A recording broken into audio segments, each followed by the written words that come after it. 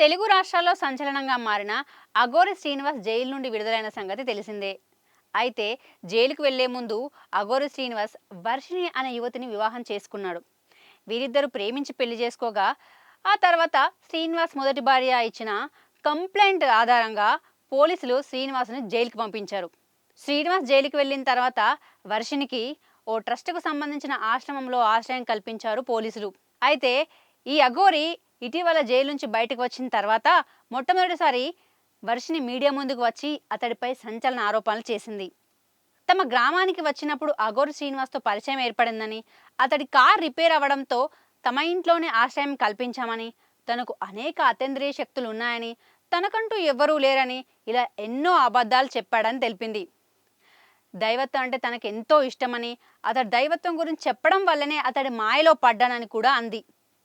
తమ ఇంట్లో ఉన్నప్పుడు మాత్రం ప్రతిరోజు చికెన్ తినడం, బీర్లు తాగడం లాంటి అకృత్యాలు చేసేవాడని చెప్పింది.